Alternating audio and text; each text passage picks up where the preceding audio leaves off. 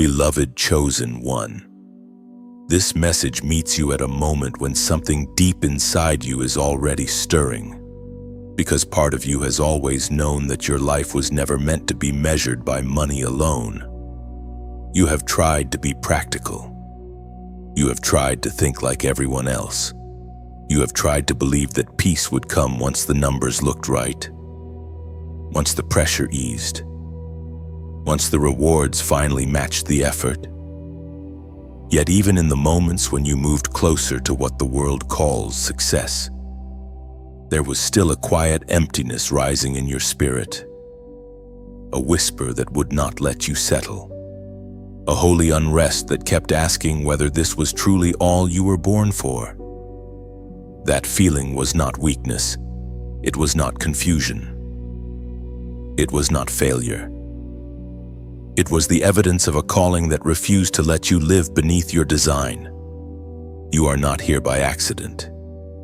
You are not one more person wandering through life trying to collect enough comfort to survive. You were formed with intention.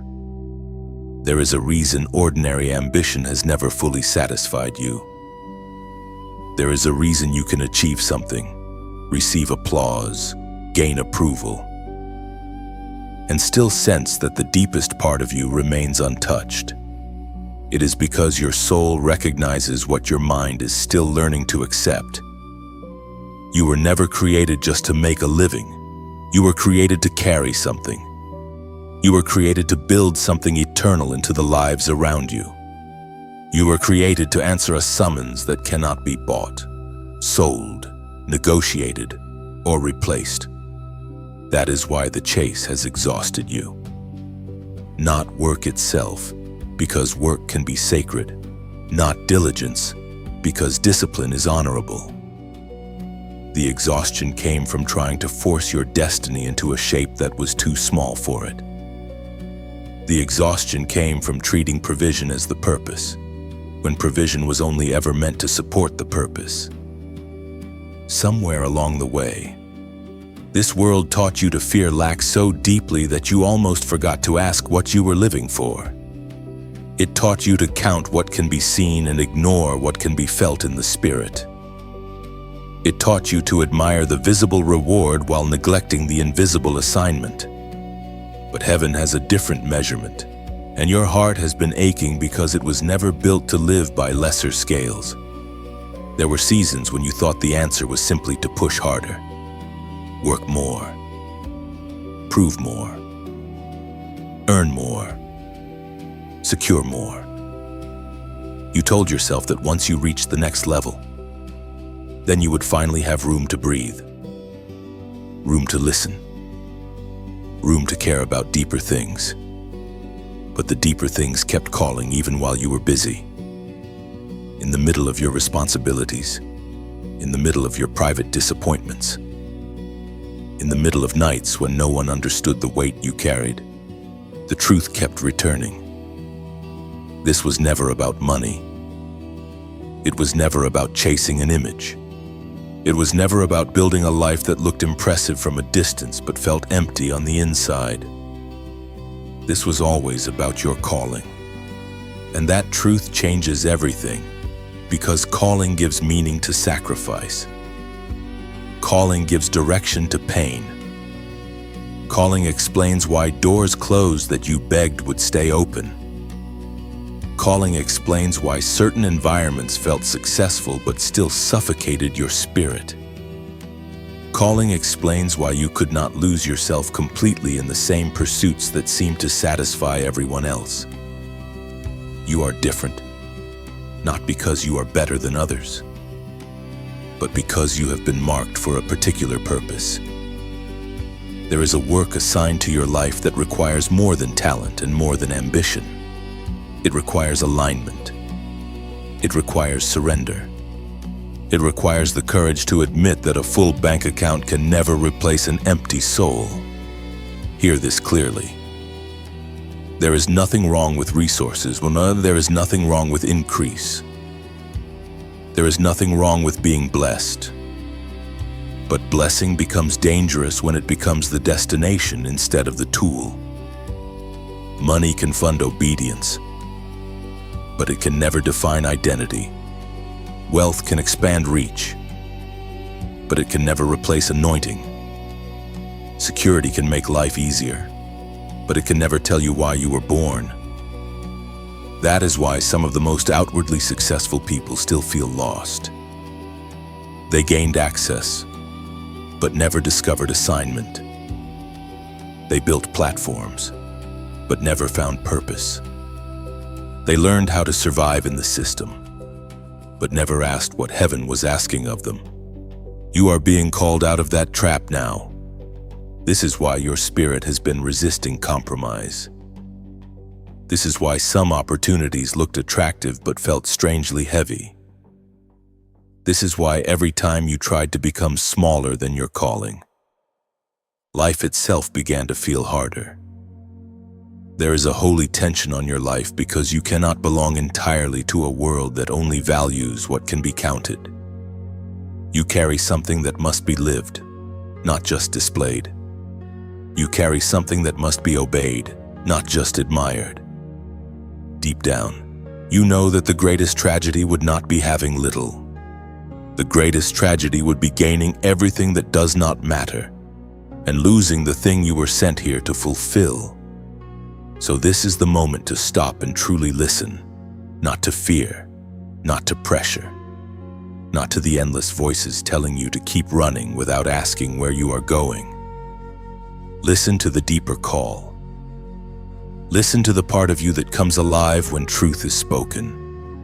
Listen to the ache that says there must be more than performance, more than survival, more than accumulation.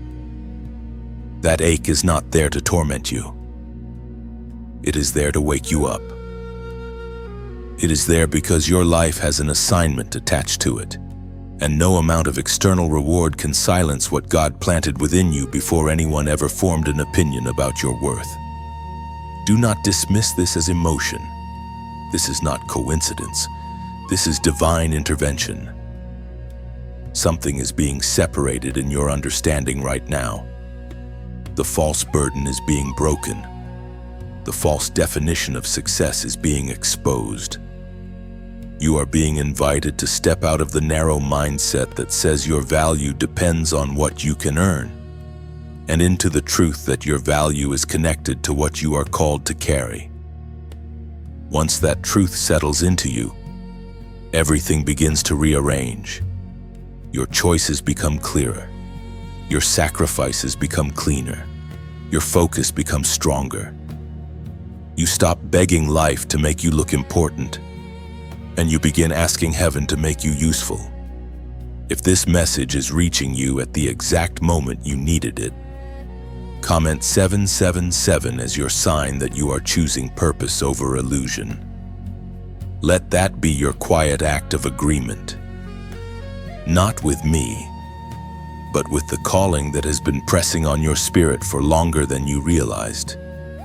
Because you were never meant to live as a servant to what was only supposed to serve you. Money was never your master.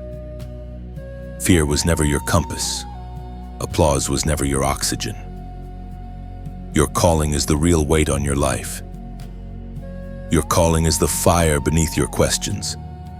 Your calling is the reason you are still standing after seasons that should have buried you. And as this truth rises in you, one thing becomes impossible to ignore. You are not late. You are not forgotten. You are being awakened. What felt like restlessness was revelation. What felt like frustration was redirection. What felt like loss may have been mercy. And from this point forward, you cannot unknow what your spirit has heard. This was never about money. It was always about the assignment carried within your name. You begin to see why the path in front of you has never looked like the path that seemed to work for everyone else. Because the world keeps telling you that comfort is the reward, wealth is the proof, and status is the goal. Yet something in you has always resisted that narrow definition of success. That resistance is not rebellion against responsibility. It is not laziness. It is not a lack of ambition. It is the deeper signal of a soul that cannot be fully fed by what only shines on the surface. This is where the story of Moses starts to move quietly beside your own. Not as a distant figure trapped in ancient pages, but as a living example of what happens when a person is surrounded by power and still cannot escape the call of purpose. Moses grows up in Pharaoh's house, inside the center of influence, surrounded by privilege that most people would have spent their whole lives trying to reach. He has access, education, protection, and a future that appears secure. From the outside, his life looks like the very thing many would call success. He is close to wealth. He is close to authority. He is close to comfort.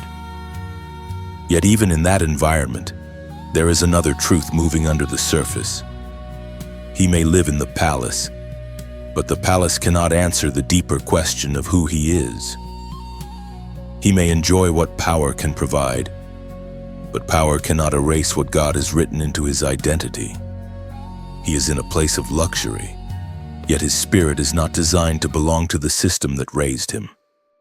That tension matters because many people assume that if you are placed near enough money, enough recognition, enough opportunity, your restlessness should disappear. But for a chosen life, restlessness often grows louder in places where the soul is being overfed with comfort and underfed with meaning. Moses is surrounded by everything that should make him settle, and still he cannot fully settle. Something keeps pressing against the neat version of life laid out before him.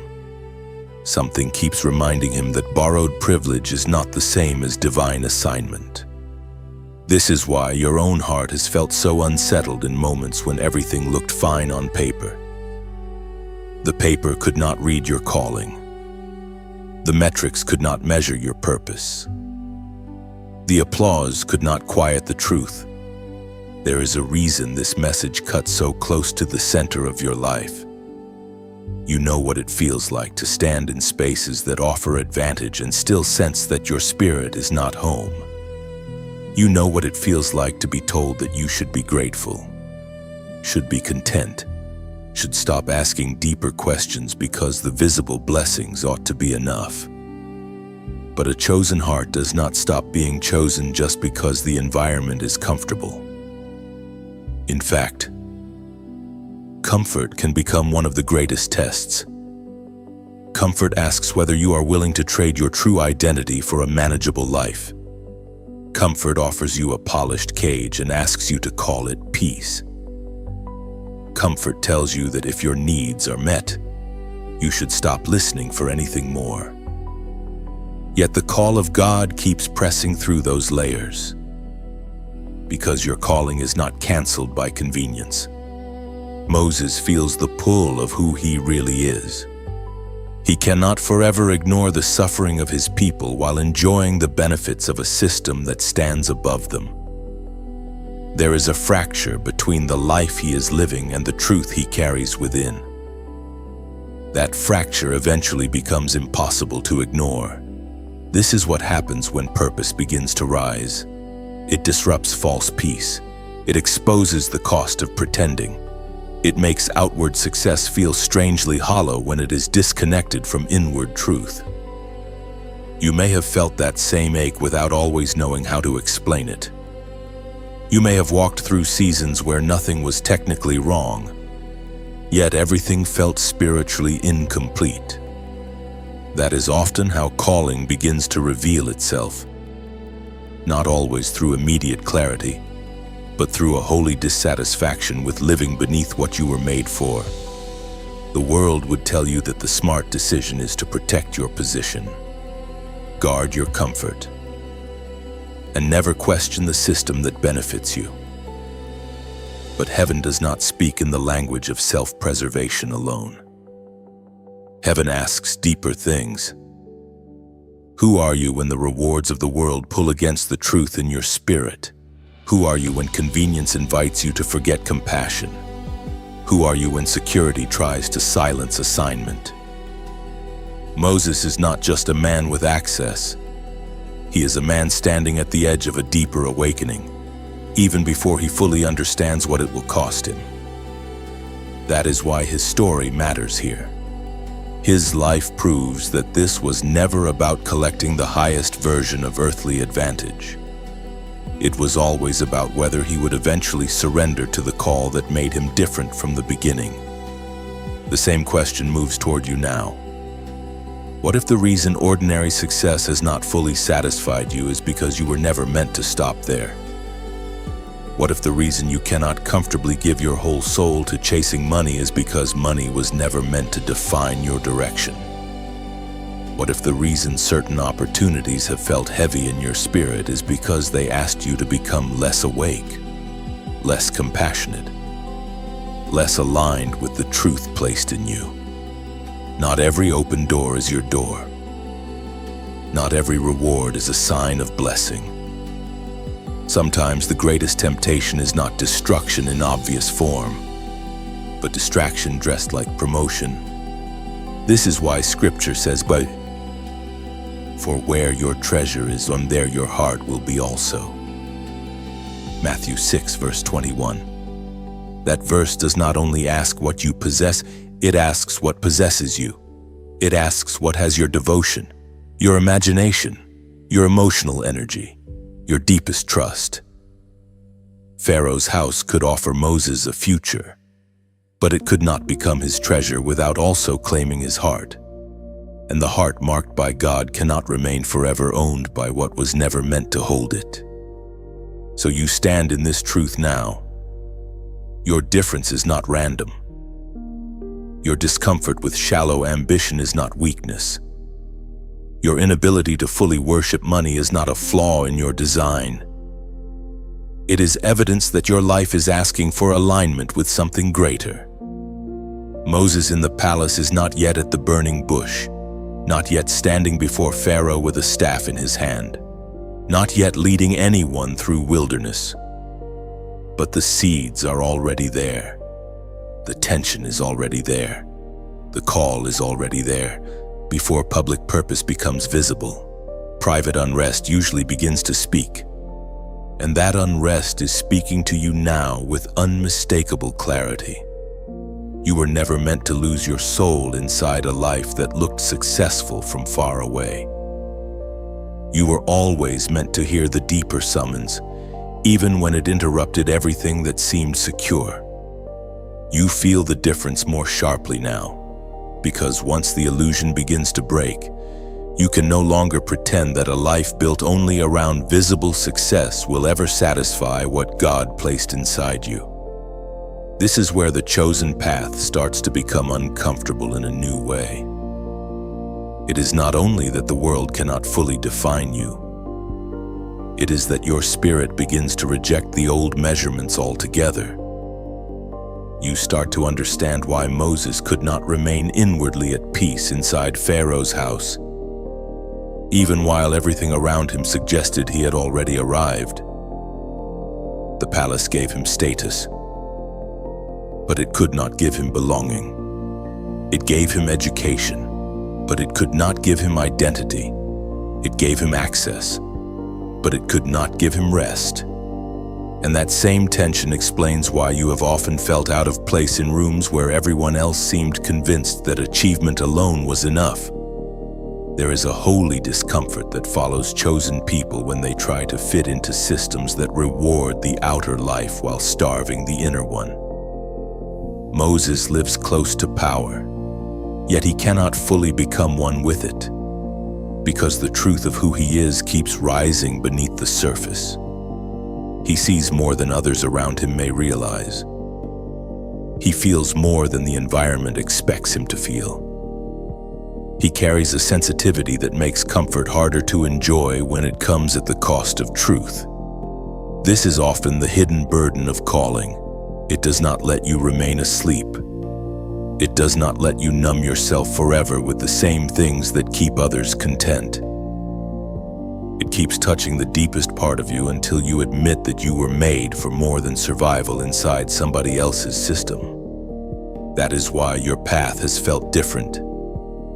You may have wondered why ordinary ambition never fully fit you, why some opportunities looked perfect on the outside but still left your spirit heavy, why the chase for more never brought the kind of peace people promised it would.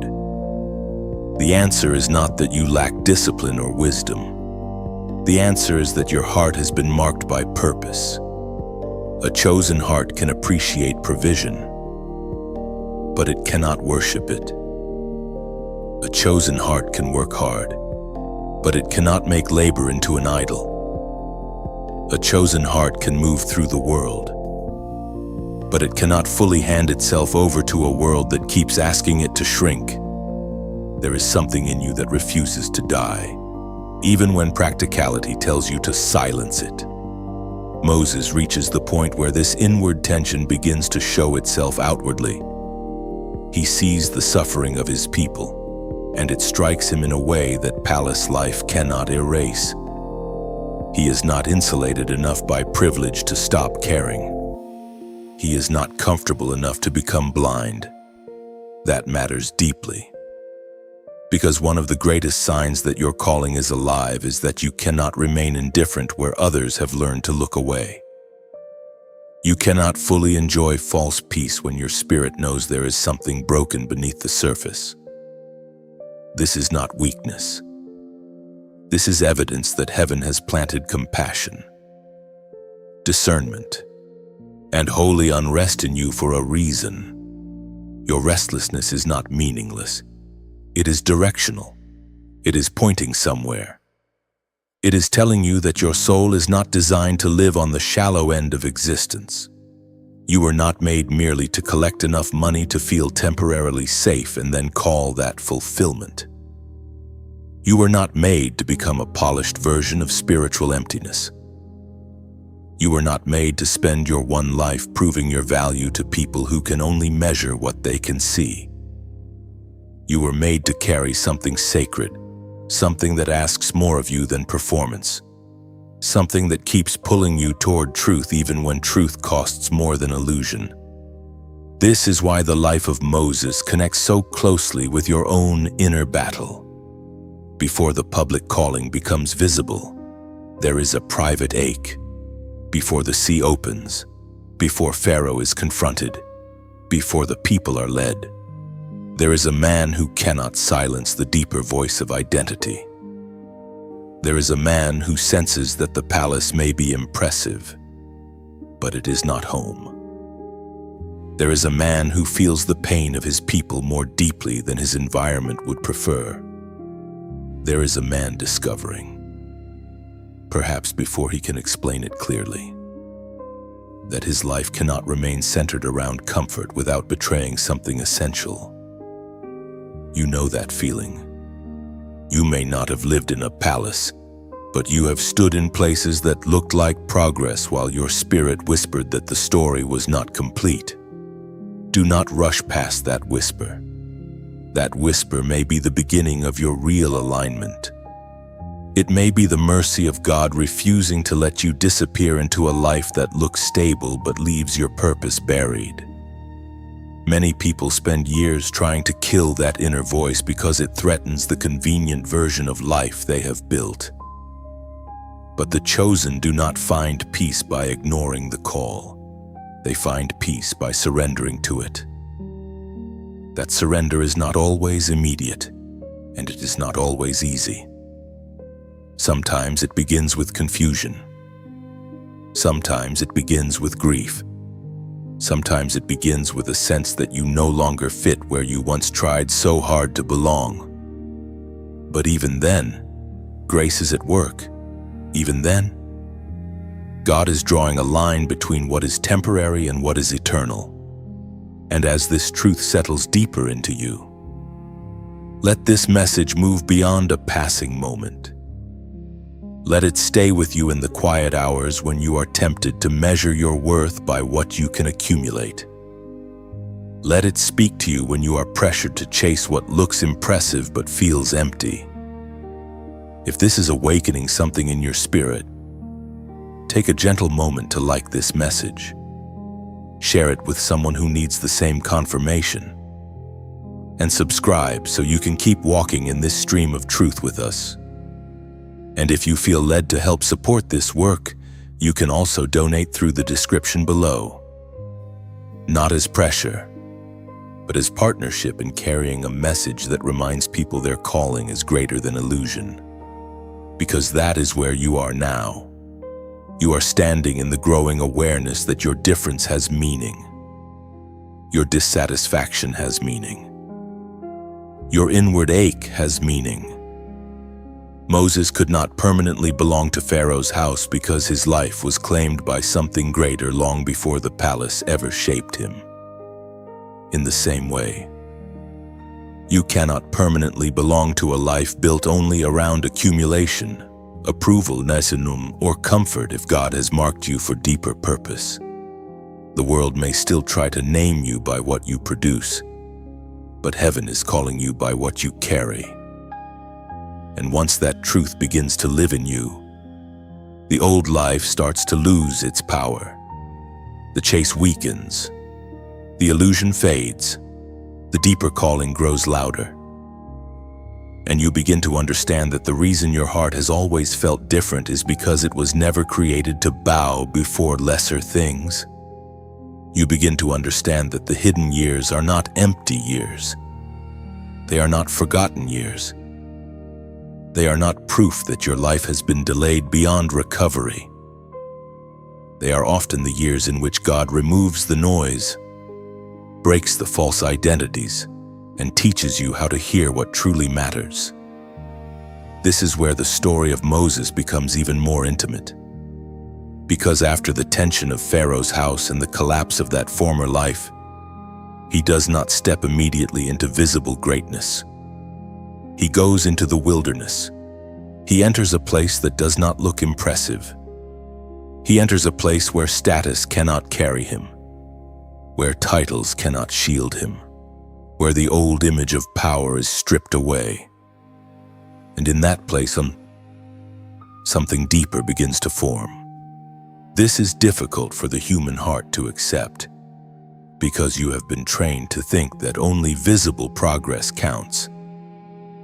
You have been taught that if people cannot see advancement, then nothing important must be happening. But heaven often does its finest work away from the crowd.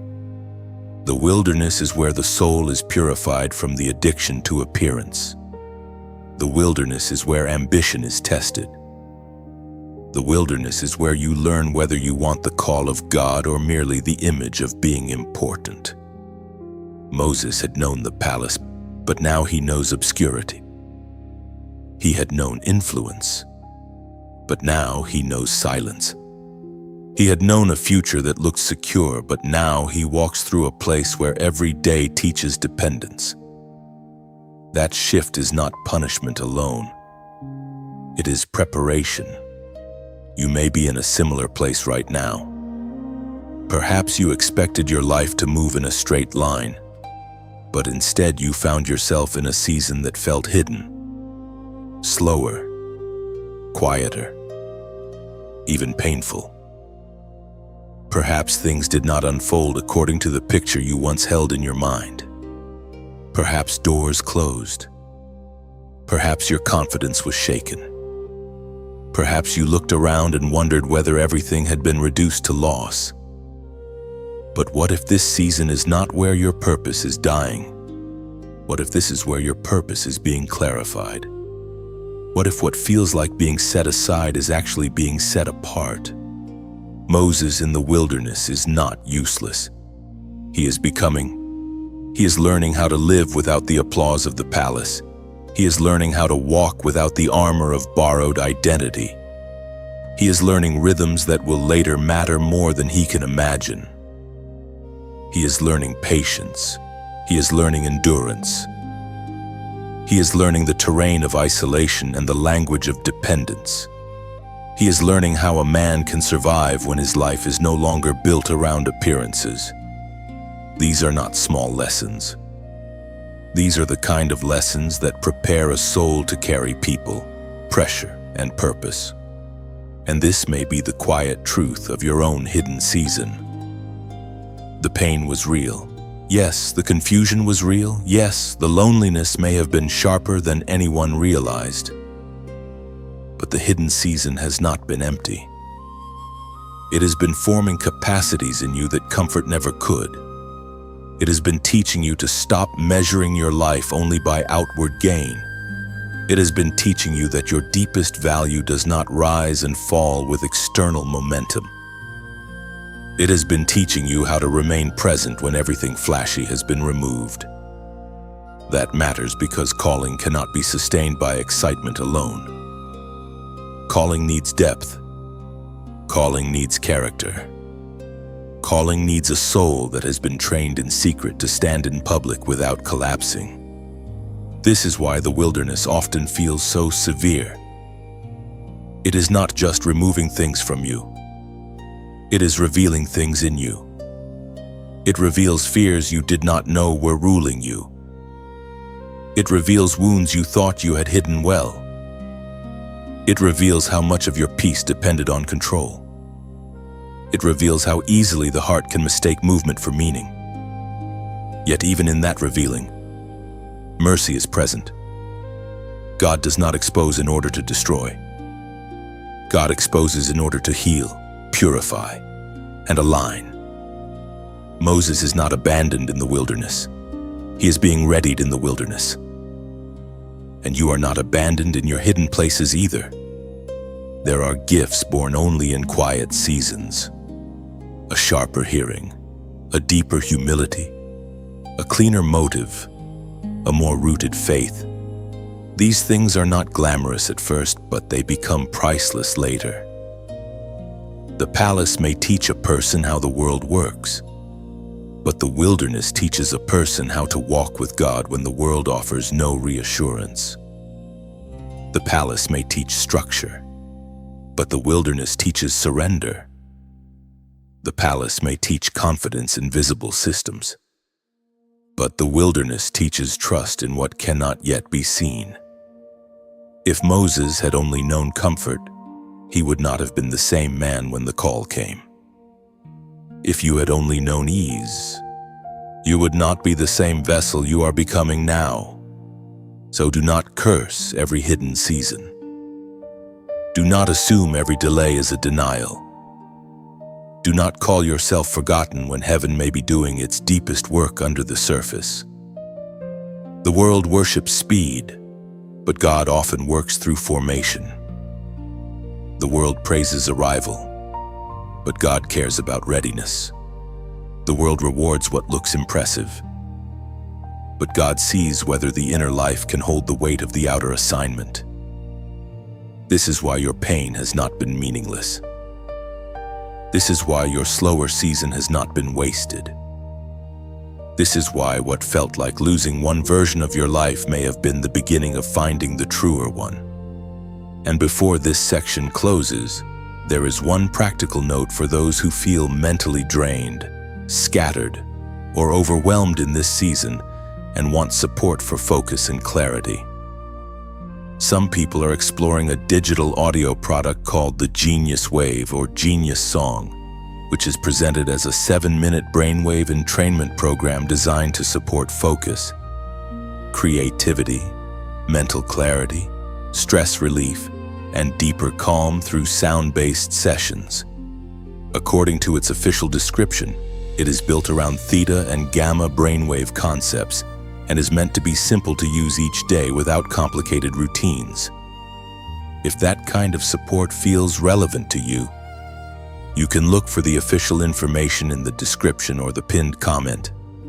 Be careful with imitation pages and only use the official source if you decide to try it.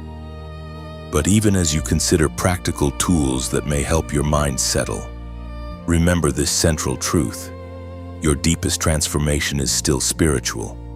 Your hidden season is still sacred. And what is being built in you now may be far more valuable than anything you thought you lost. You reach the moment where hidden preparation can no longer remain hidden. Because there comes a point in every chosen life when the silence breaks and God speaks with a clarity that rearranges everything. This is where Moses stands when he comes to the mountain and sees what should not be possible. A bush burning with fire and yet not consumed.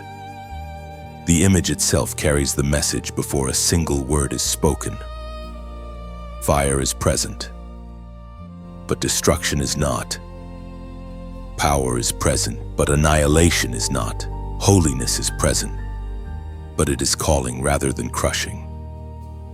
Moses has walked through years of wilderness, years that may have seemed ordinary from the outside, years of tending sheep and moving through routines that looked far removed from anything royal or world-changing. Yet in one moment, the ordinary landscape becomes the setting for divine interruption. That is often how calling returns with force, not always in the places you expected. Not always through the channels you thought would matter. Not always when your confidence is at its highest. Sometimes the voice of God meets you after the collapse of your old self-image, after the loss of your former momentum, after the seasons that humbled you more than you wanted. Moses is no longer the man of Pharaoh's house. He is no longer protected by palace identity. He is no longer standing inside the version of life that once looked secure. And precisely there, in that stripped place, God calls his name. This matters because many people imagine that calling begins when they finally become impressive enough to deserve it. But the story of Moses reveals something deeper. God does not wait until a person feels polished.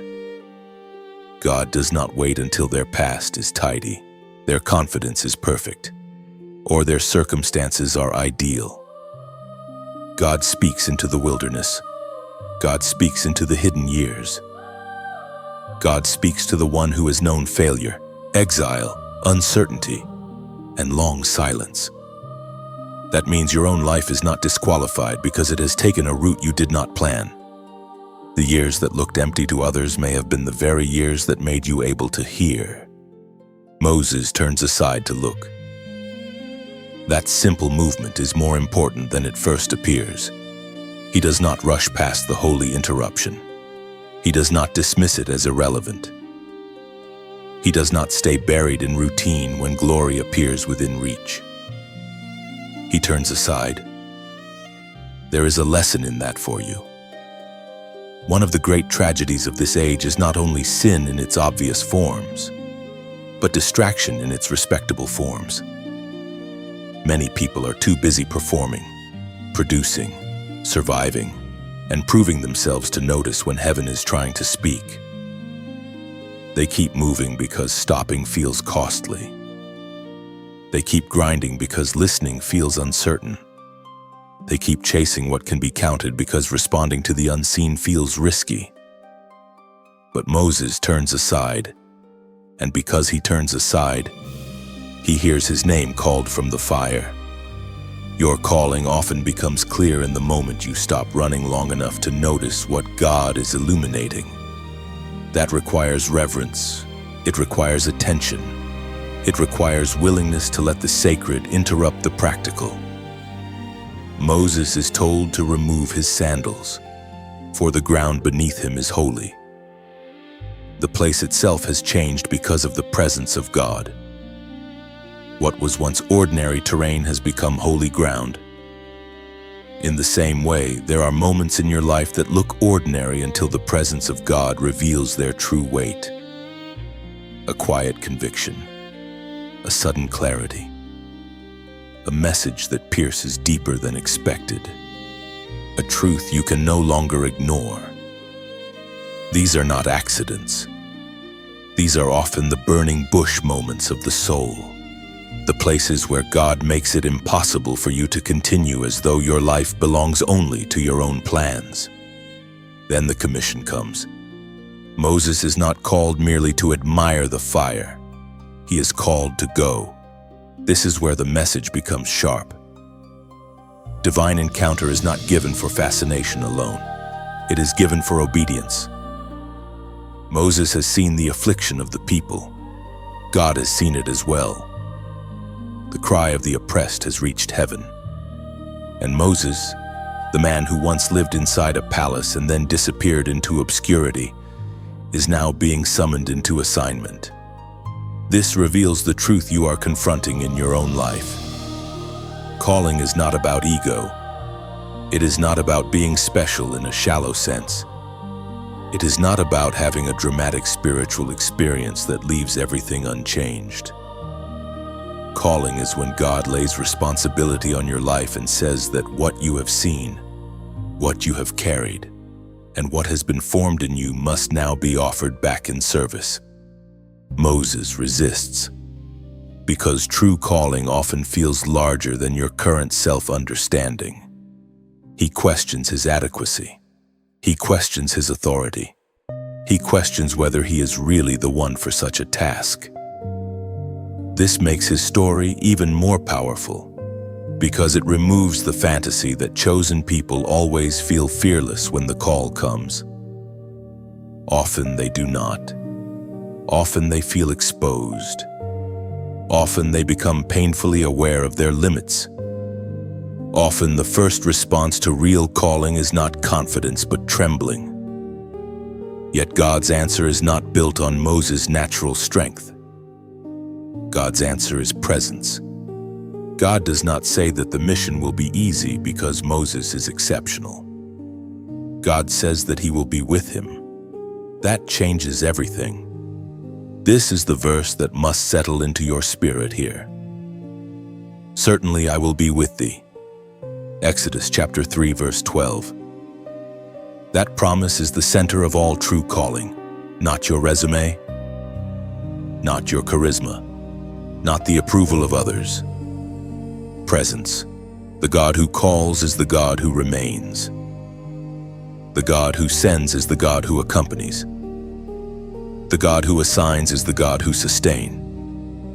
Moses is not being asked to rescue a nation by personal brilliance. He is being asked to obey with the backing of divine presence, and the same pattern holds for you. What God asks of you may exceed your natural confidence, but it never exceeds his ability to carry you through it. So the burning bush is more than a miracle in the distance. It is the moment the whole hidden story begins to make sense. The palace, the fracture, the wilderness, the obscurity, the questions, the humbling, the years of silence. All of it has been moving toward a moment when God says in effect, "Now you see why you could never live for lesser things. Now you see why money could not define you. Now you see why comfort could not keep you. Now you see why the hidden years were not wasted.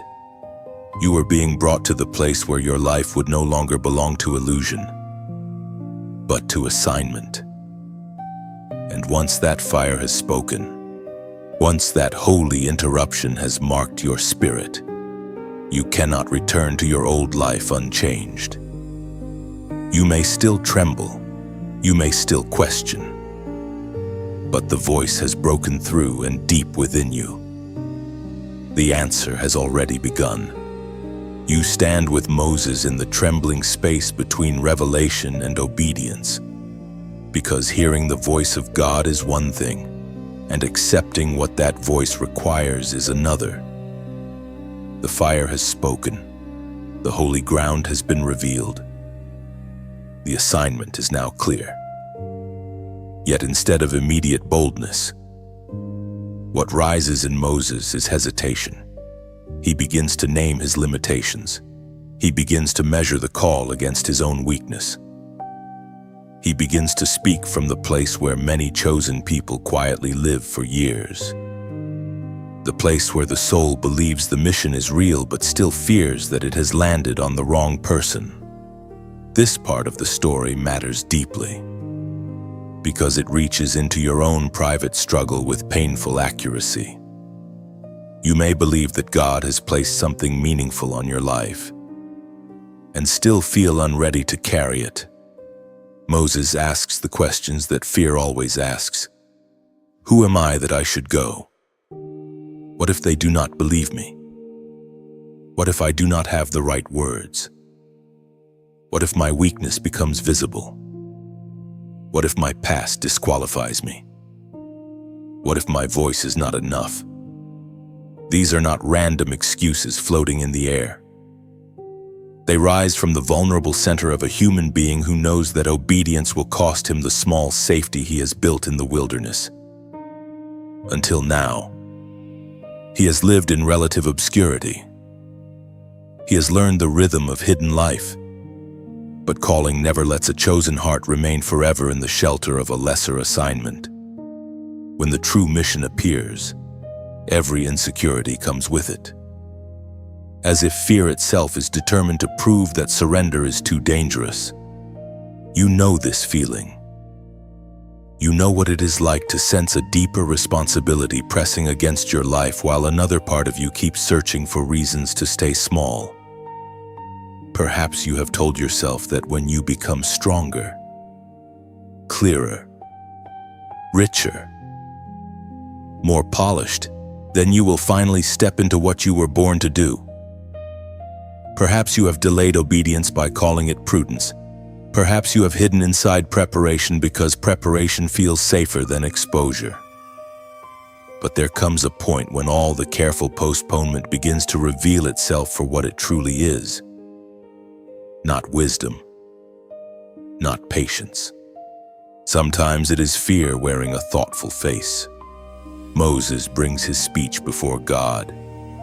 He says that he is slow of speech and slow of tongue. In other words, the man being called to confront Pharaoh does not feel naturally equipped for the very task in front of him.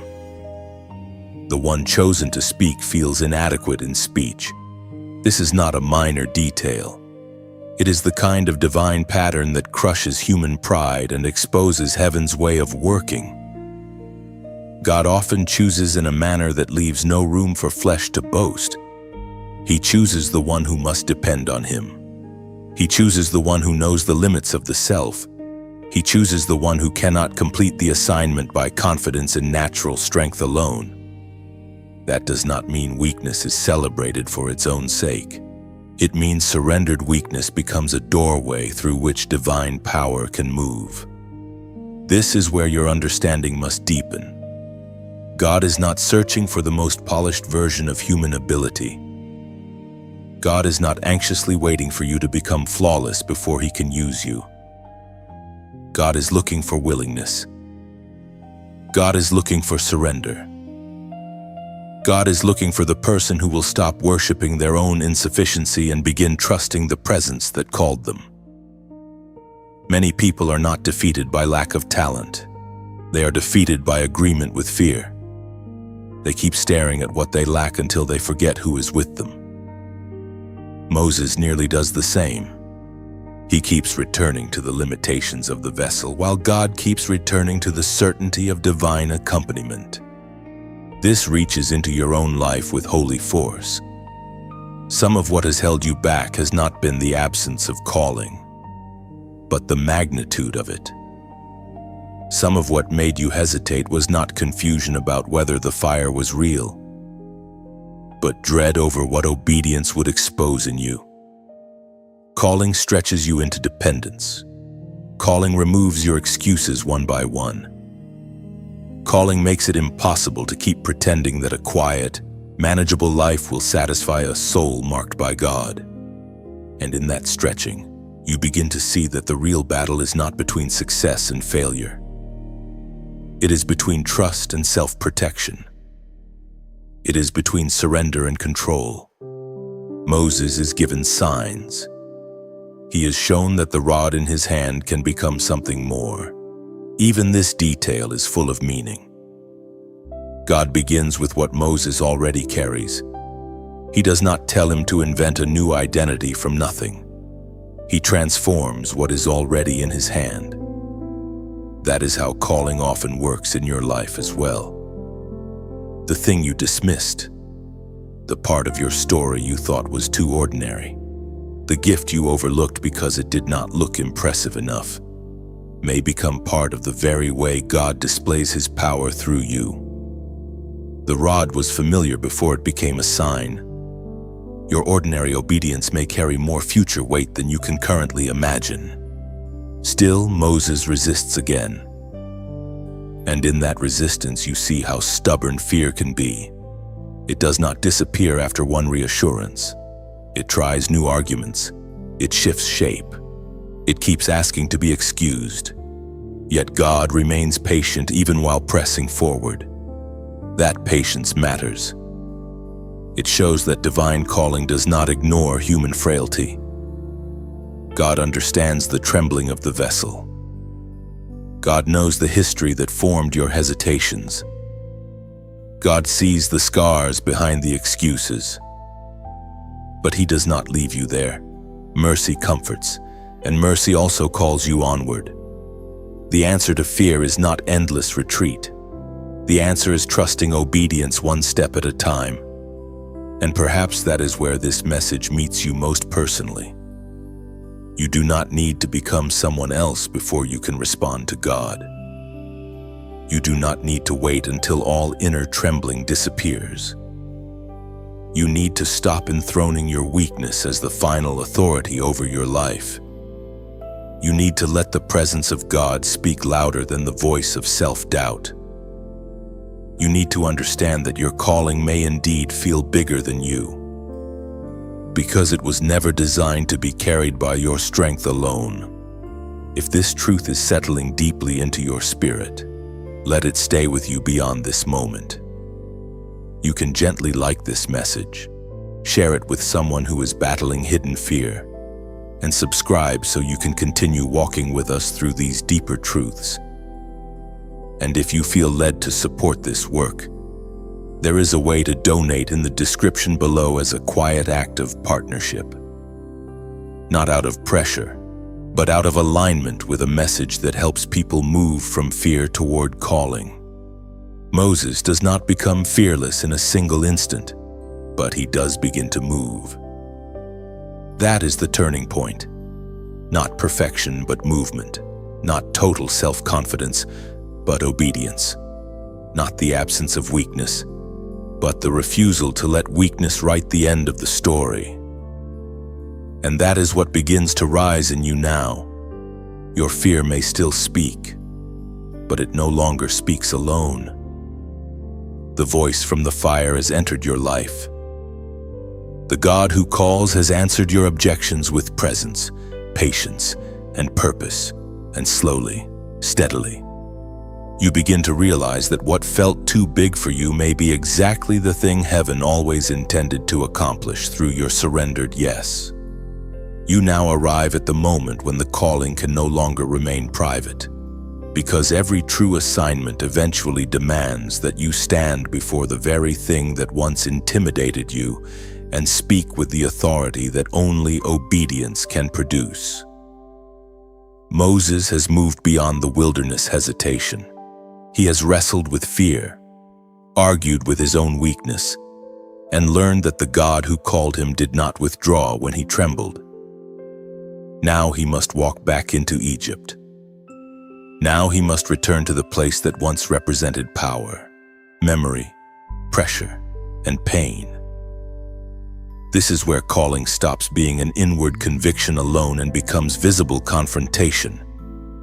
That is why this part of the story reaches so deeply into your own life. There are seasons when God deals with you in secret, teaching you, humbling you, and restoring what was broken in hidden places. But there also comes a time when the inner work must become outward action. There comes a time when what God formed in you must face what once ruled over you. Moses cannot stay near the burning bush forever. He cannot live forever on the memory of revelation without stepping into responsibility.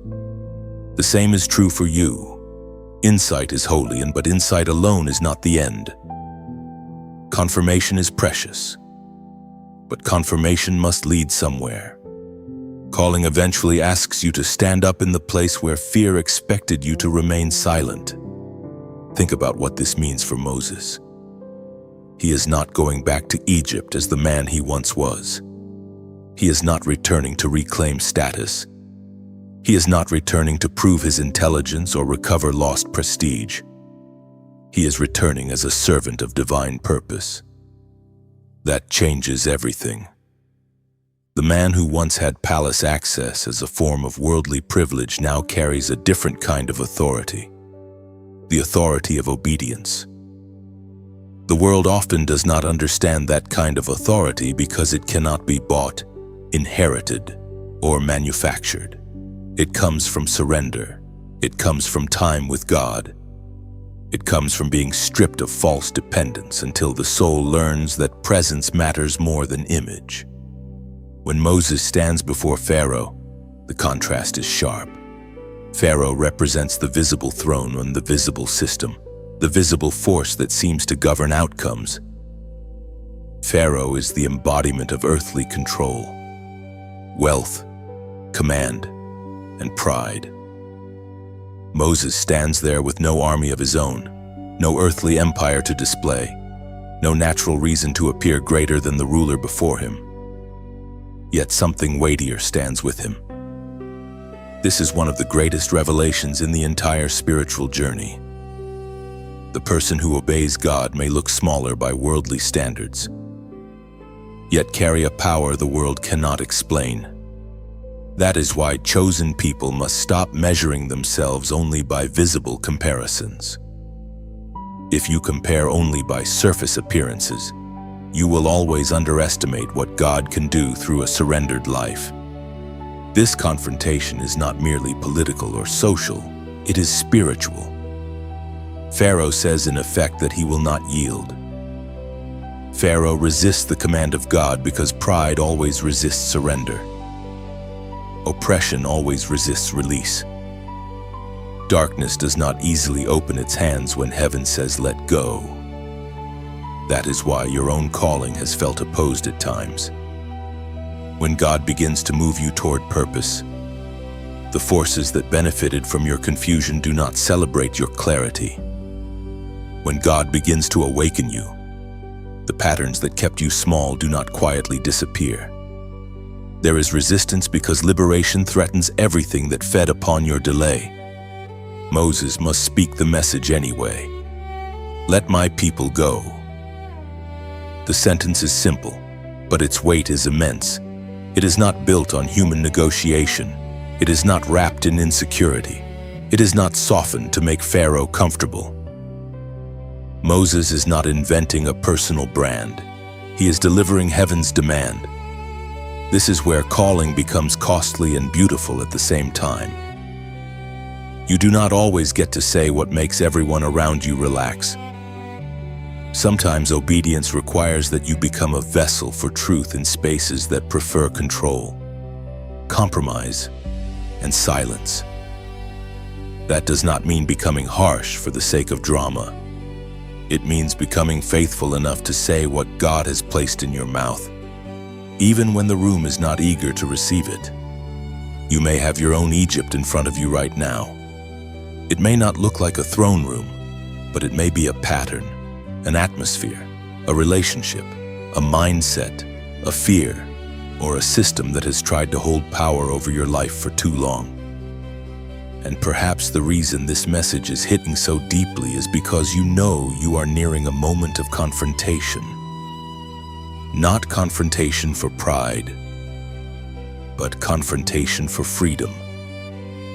Not confrontation to dominate people, but to break agreement with what has kept you bound. Moses shows you that you do not need worldly superiority in order to obey God with strength. You need alignment. You need courage. You need the willingness to keep speaking truth even when resistance stands in front of you wearing the face of power. This is why the verse for this moment matters so much. The Lord will fight for you, and you shall hold your peace. Exodus chapter 14, verse 14. Even though that word shines fully in a later moment near the sea, its truth is already alive here in the confrontation with Pharaoh. Moses is not carrying this burden alone. He is not manufacturing liberation by human force. The God who sent him is already moving behind the scenes, already shaking what looked unshakable. already proving that earthly thrones cannot stand forever against divine will. That truth changes the emotional weight of obedience. You do not fight for victory as though heaven were absent. You obey from the place of trusting that God is already engaged. Still, none of this removes the strain of the moment. Pharaoh resists. Pressure builds. The process is not instant. This is another truth you must receive. Just because you obey does not mean everything changes in one breath. Sometimes obedience first exposes the depth of resistance. Sometimes the first faithful step seems to make the conflict more visible rather than less. But that does not mean you misheard God. It means the battle has become plain. It means what was hidden is now being revealed. It means the struggle that used to live quietly under the surface has now been dragged into the light where God intends to deal with it. So you stand here with Moses, learning what courage really looks like. It is not noise. It is not ego. It is not pretending fear never existed. Courage is carrying the word of God into the place where your own natural strength would never have been enough. Courage is returning to Egypt without becoming Egypt again. Courage is standing before what once defined the limits of your life and announcing that heaven has issued a different decree. And as that picture settles into your spirit, something rises in you with greater force. The calling on your life was never meant to remain hidden in safety. It was meant to confront, liberate, and move forward until what held you can no longer hold you anymore. You move deeper now into the part of the journey that many people do not talk about honestly enough. Because once the first acts of obedience have been made and the call has become visible, you might expect the road to grow smoother. You might expect immediate relief, immediate confirmation, immediate celebration. But the story of Moses shows something more demanding and more true. After the confrontations, after the signs, after the movement out of Egypt begins, there is still wilderness and there is still pressure. There is still uncertainty. There is still the long distance between rescue and full arrival.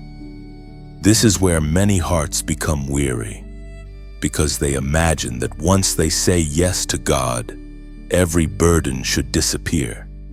Yet the wilderness between promise and fulfillment is often where calling is tested most deeply. Moses does not merely lead people out, he must also lead them through. That word "through" carries tremendous weight. It means there is no instant shortcut from bondage to maturity. It means liberation is not the same as formation. It means being brought out of one place does not automatically prepare a soul for the next place. The people leave Egypt, but Egypt does not leave them all at once. Fear still speaks. Complaints still rise. Old patterns still cling. Anxiety still spreads when circumstances become difficult. Moses stands in the middle of all that tension, carrying the responsibility of leadership while also needing to trust God for himself.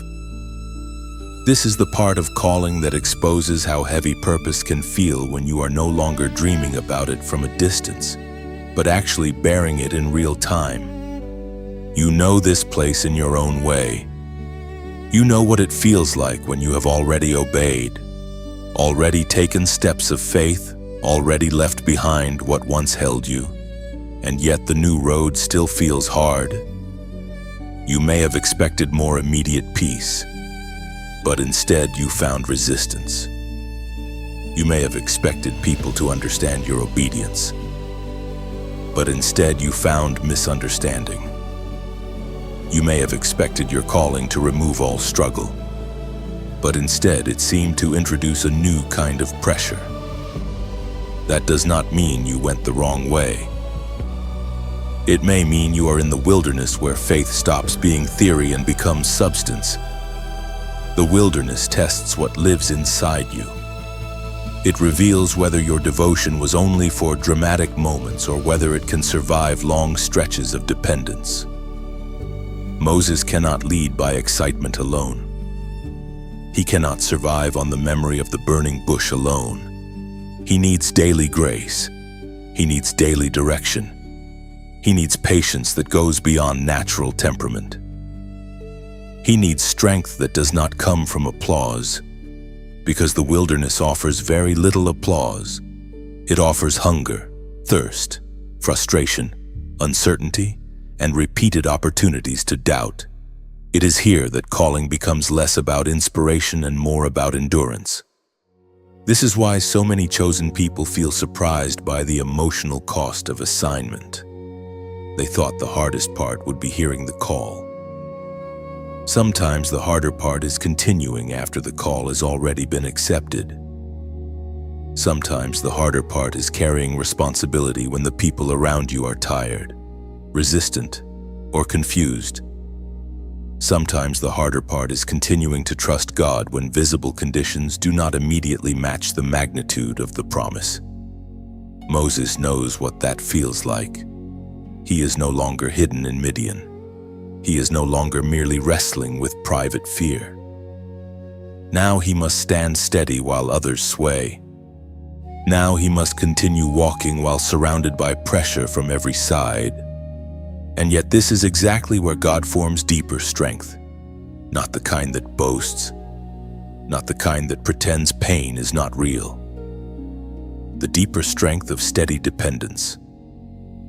The deeper strength of returning again and again to the presence of God when human ability feels thin.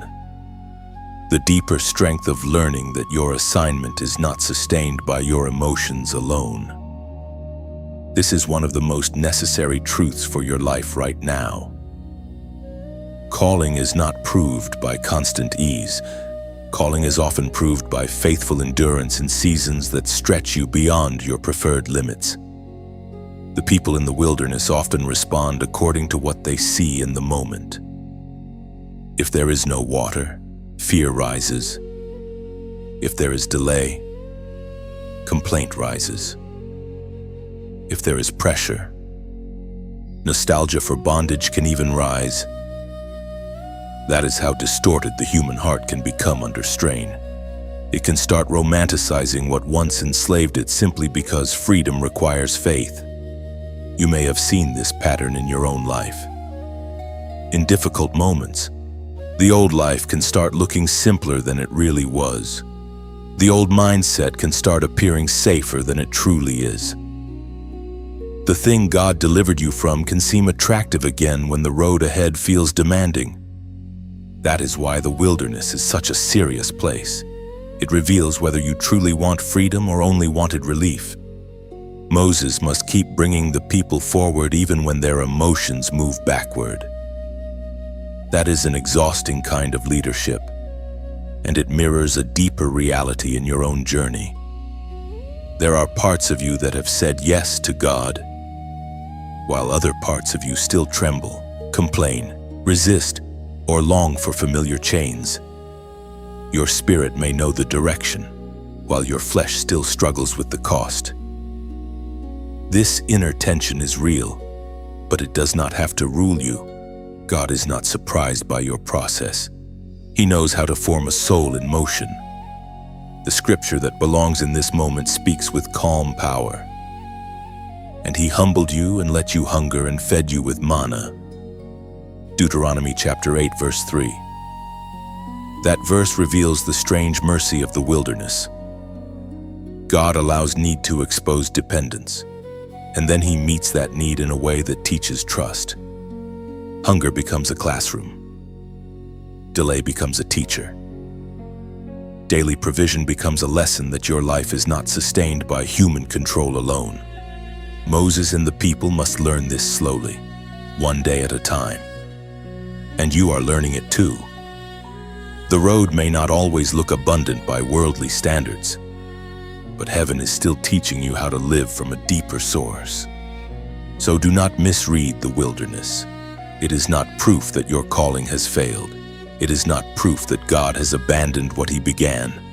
It is the place where superficial motives die and durable faith is formed. It is the place where your obedience grows roots. It is the place where you stop chasing only emotional highs and start learning covenant endurance. Moses becomes more than a man with a dramatic moment. He becomes a man who keeps walking, keeps listening, keeps interceding, keeps standing. Even when the path is hard and the people are difficult and the destination is not yet in hand. If this speaks to where you are right now, comment "still walking." Let that be your simple witness that you are not turning back. Because this stage of the journey matters more than you realize. Many can celebrate the beginning. Fewer remain steady in the middle. But the middle is where depth is formed. The middle is where calling is refined. The middle is where God teaches you that the purpose on your life is not sustained by comfort, speed, or public approval. It is sustained by His presence, His provision, and His faithfulness across the long road. And as you continue through this wilderness with Moses beside your understanding, you begin to see that even here, especially here, this was never about money. It was always about whether your soul would be strong enough to carry the calling all the way through. You now come to the part of the journey where the cost of carrying the assignment can no longer be hidden behind dramatic victories or powerful public moments. Because the longer Moses walks with this calling, the clearer it becomes that purpose is not a crown of ease. It is a burden of surrender. It is a life of endurance. It is the steady offering of self, again and again, when comfort would be simpler and private peace would be easier to protect. Moses has already faced Pharaoh. He has already stretched out the staff. He has already walked through wonders that no ordinary life could contain. But the deeper truth of calling is not only revealed in miracles, it is revealed in what a person must keep giving up in order to remain faithful. This is where many people misunderstand purpose. They imagine that if a calling is real, it must always feel glorious. They think that if God is truly with someone, then the road should become lighter with every step. But Moses shows something more honest and more sacred. The chosen path carries glory. Yes, but it also carries grief. It carries responsibility that does not switch off when the day is hard. It carries intercession for people who do not always understand what is being done for them. It carries the ache of loving those you are called to serve, even when they resist, complain, or turn their fear into accusations. Moses bears all of this. He does not simply announce truth and float above the consequences. He feels the strain of leadership in his own soul. You can sense how the assignment changes a person over time. It deepens them. It sobers them. It teaches them that purpose is not an ornament to wear, but a weight to carry. Moses repeatedly stands between God and the people, pleading, interceding, absorbing the emotional force of their rebellion and the seriousness of divine holiness. This is not a small thing. He becomes a man who must stay near the heart of God while also standing near the weakness of human being. He must hold both realities without collapsing. That is part of the cost. A true calling often places you in the tension between heaven's standard and human frailty. And you must learn how to remain faithful without hardening your heart. This speaks to your own life more deeply than you may first realize. There are burdens you carry now that are not visible to everyone around you. There are prayers you have prayed in secret. There are moments when you stayed steady for the sake of others while privately feeling stretched beyond language. There are seasons when you kept showing up even though your own soul felt tired. The world may not celebrate that kind of faithfulness because it does not always look dramatic. But heaven sees it. Heaven sees the private cost of obedience. Heaven sees the days when purpose asks for patience instead of applause, restraint instead of reaction, endurance instead of escape. Moses learns that leadership is not the same as constant personal gratification. It means living close enough to God to receive direction, while also accepting that not every sacrifice will be publicly understood.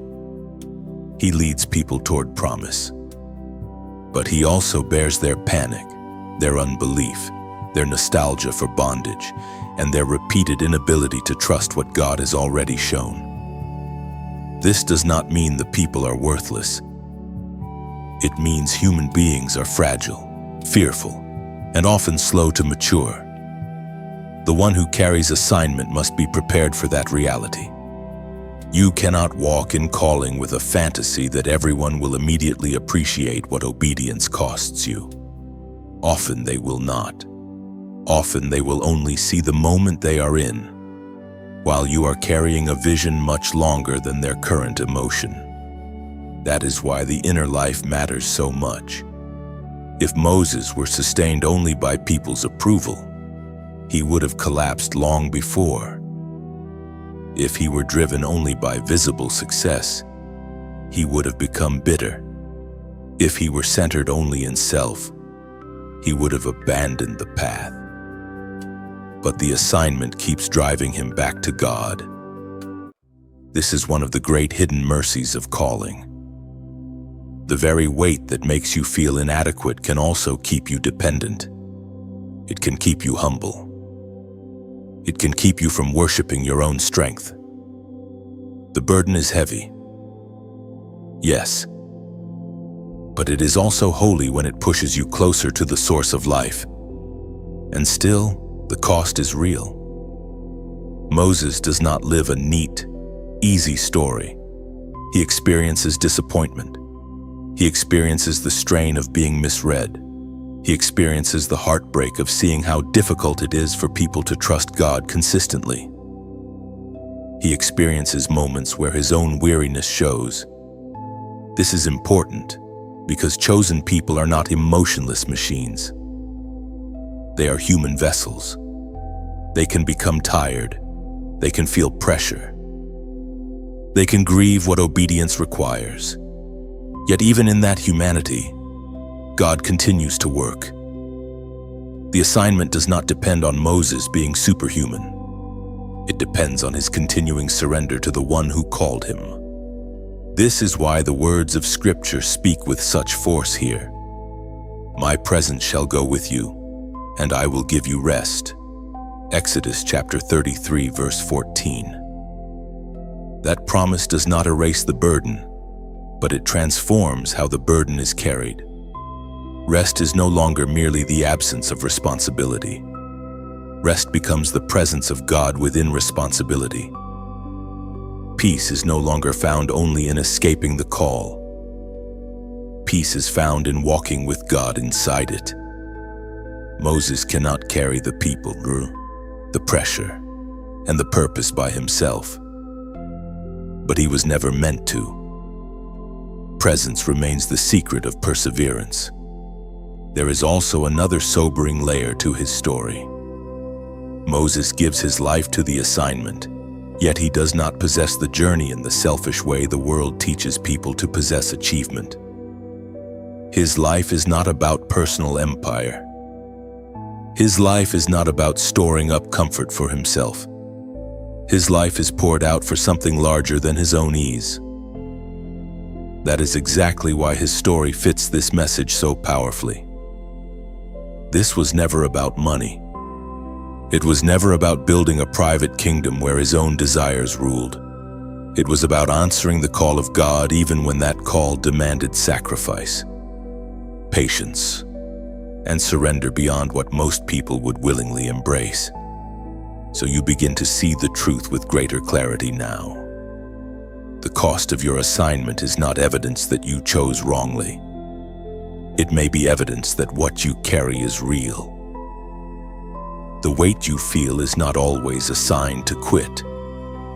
Sometimes it is the sign that what has been placed in your hands matters deeply, the hidden tears, the disciplined obedience, the quiet endurance, the repeated returning to God when the road feels long. These are not wasted motions. They are part of the offering. They are part of the shaping. They are part of what makes a chosen life different from a merely comfortable one. And as this understanding settles into you, something old begins to break. The old belief that purpose should always feel easy begins to lose its grip. The old desire to measure success only by visible reward begins to fade. In its place rises a stronger truth. A life poured out in obedience is never a small life. A life surrendered to God is never a wasted life. Moses stands as witness to that reality. He shows you that the true treasure was never in what he could accumulate, but in what he was willing to carry for the sake of the calling. And now that same truth stands before you, asking whether you will treasure comfort above purpose, or whether you will accept that the heaviest assignment may also be the holiest gift. You have come too far now to misunderstand what your life is really about. The story has carried you from the palace to the wilderness, from hiddenness to fire, from fear to confrontation, from pressure to endurance. And now everything gathers into this final truth with unmistakable force. You were chosen for this exact moment, not because you are flawless, not because your journey has been easy, not because you have always understood every step, but because God has been shaping you through every step. What once felt random now begins to reveal its pattern. What once felt painful now begins to reveal its purpose. What once felt like delay now begins to reveal its preparation. And standing here at the end of this journey with Moses echoing through your understanding, you can finally say with deeper conviction that this was never about money. It was always about your calling. Moses never became great by collecting comfort. He became faithful by surrendering to purpose. He never found peace by building a private kingdom around himself. He found meaning by offering his life to something greater than himself. That is why his story still reaches into your spirit now. It reminds you that the deepest reward of life is not possession, but obedience. It is not applause, but alignment. It is not worldly proof, but heavenly faithfulness. You have been living in a generation that constantly tries to reduce your value to what you can earn, display, and accumulate. But the voice of God keeps cutting through that noise with holy clarity. Your life cannot be explained by income alone. Your worth cannot be measured by status alone. Your peace cannot be purchased by comfort alone. There is a calling on your life, and until you honor it, nothing lesser will ever fully satisfy your soul. This is why some of your greatest battles were necessary. This is why certain losses became turning points. This is why the doors that closed did not destroy you. They redirected you. They protected you from building your identity inside a life too small for your soul. They exposed what was temporary so that what was eternal could rise. And even when you did not understand it, even when you grieved it, even when you questioned whether God had forgotten you, heaven was still at work. Moses could not see the whole pattern when he fled into Midian. He could not see the whole pattern when he stood trembling before the fire. He could not see the whole pattern when the wilderness grew long and the burden grew heavy.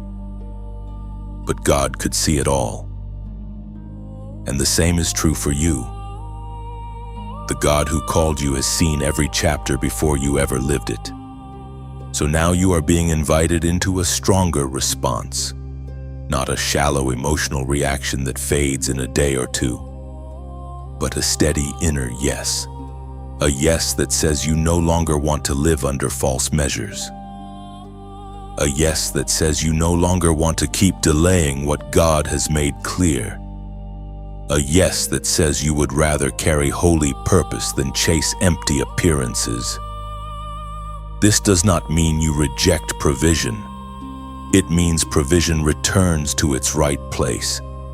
It becomes a servant, not a master. It becomes a tool, not a throne. It becomes something that supports your obedience instead of replacing it. That is freedom. That is maturity. That is what happens when a chosen person finally stops bowing before lesser things. And in this moment, let a prayer rise naturally from your heart. Father, thank you for not abandoning me in the seasons when I did not understand what you were doing. Thank you for every closed door that protected me, every wilderness that formed me, every interruption that awakened me, and every burden that taught me dependence on you. Thank you for not allowing me to lose myself in the pursuit of things that could never heal my soul. Thank you for calling me back to purpose. Cleanse my mind from false definitions of success. Break every agreement with fear, delay, and spiritual compromise. Teach me to value your presence above applause, your assignment above comfort, and your truth above every illusion. Give me courage to obey, humility to listen, endurance to continue, and peace to trust you when the road feels long. Let my life become useful in your hands. Let what you placed in me rise fully, and let me never again confuse provision with purpose. In the name of the Lord, amen. As that prayer settles into you, you begin to feel the final shift. You are not merely inspired by the idea of calling. You are being summoned into it. You are not merely admiring the courage of Moses from a distance. You are recognizing the same divine pattern reaching toward your own life. You may never stand before Pharaoh in the same literal way, but you will stand before fear. You will stand before compromise. You will stand before moments where the world asks you to choose between comfort and obedience. And when those moments come, may this truth remain alive in you. The calling is worth it. The process is worth it. The surrender is worth it. The hidden years were not wasted. The burden was not meaningless. The shaping was not cruel. You were being prepared for a life that carries eternal weight. So walk forward with steadier eyes now. Let your choices reflect what you know. Let your time reflect what you know. Let your priorities reflect what you know. Stop treating your calling like a side note and your income like the center. Stop treating obedience like an optional luxury you will revisit later when life becomes easier. The time to honor what God placed in you is now. The time to listen more deeply is now. The time to let your life become aligned is now. This is your moment to rise above shallow measures and live from the deeper truth that heaven has been speaking over you all along. And if this message has spoken into your spirit and helped confirm what God has been stirring in you, you can gently like this message. Share it with someone who needs this same awakening. And subscribe so you can continue walking with us in messages that strengthen your faith and sharpen your purpose. And if you feel led to support this work, there is also a way to donate through the description below. Not as pressure, but as a willing act of partnership in helping this message continue reaching hearts that are ready to remember who they are. Because that is where this ends, and where your next chapter begins. You are not forgotten. You are not random. You are not too late. You are not here merely to survive, accumulate, and disappear. You are here because there is an assignment tied to your life. There is a light tied to your obedience. There is a people tied to your faithfulness. There is a purpose tied to your name. And though the road may still require courage, The truth now stands clear before you with unshakable strength. This was never about money. It was always about the calling. It was always about becoming the vessel God could trust. It was always about answering when heaven called your name. And now, at last, you know it. In the quiet after this message, let your heart stay still for a moment and remember what has been shown to you. Moses walked a long road, but every part of that road testified to one greater truth. God does not waste the life He has chosen. The palace was not wasted, the wilderness was not wasted, the fear was not wasted, and the burden was not wasted. The long obedience was not wasted. In the same way, your story is not a pile of disconnected struggles. It is being woven into meaning by the hand of God. What you carry matters. What you have survived matters. What you are becoming matters. So breathe deeply and release the need to prove yourself by lesser standards. Let your soul rest in the knowledge that purpose is richer than money. Obedience is stronger than fear. And calling is worth more than comfort. Walk forward with humility, courage, and peace. Let your life answer God with trust. Let your steps become a testimony. Let your yes remain steady. And may the presence that carried Moses carry you also, all the way into the fullness of what you were born to do.